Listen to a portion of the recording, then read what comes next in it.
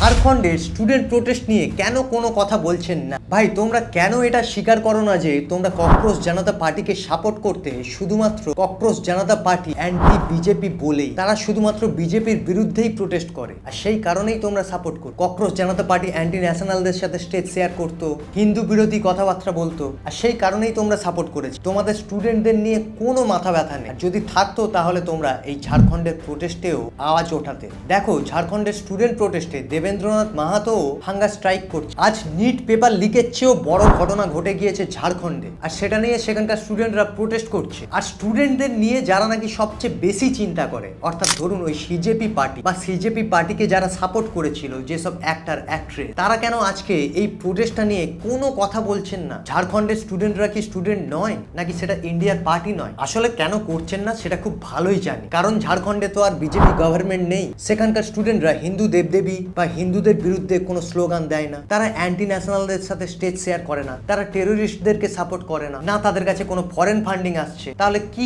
কারণেই বা CJP support করবে এদের? সেই কারণে সিজেপির কোনো লিডার এদেরকে সাপোর্ট করছে না, এবং না তাদের পেজে একটা কিছু দেখিয়েছে এই ঝাড়খণ্ড প্রোটেস্ট নিয়ে। কারণ ঝাড়খণ্ডের স্টুডেন্টরা অ্যান্টি ন্যাশনালদেরকে সাপোর্ট করে না এবং তাদের সাথে স্টেজ শেয়ারও করে না। আর তাই যারা দেশে আগুন লাগাতে চায়, দেশের মধ্যে দাঙ্গা লাগাতে চায়, দেশকে টুকরো টুকরো করতে চায়, তাদের কিভাবে এই প্রোটেস্টটা পছন্দ হবে? তাই এরা কেউ এই প্রোটেস্টে অংশ নিচ্ছে না। খুব স্বাভাবিক, তারা কখনোই স্টুডেন্টদের চিন্তা করেনি। তারা কিভাবে দেশকে ভাঙা যায়, কিভাবে দেশের মধ্যে টেরোরিস্ট অ্যাটাক করানো যায়, সেই চিন্তাগুলোই করে। তারা শুধুমাত্র দেশে কিভাবে আগুন লাগানো যায় সেই স্কোপটা খোঁজে, আর যেই স্কোপটা এখানকার স্টুডেন্টরা একটুও দেয়। যাই হোক, যারা দেশের ভালো চান, যারা এই স্টুডেন্টদেরকে সাপোর্ট করতে চান, তারা এই ভিডিওটি বেশি বেশি করে শেয়ার করুন।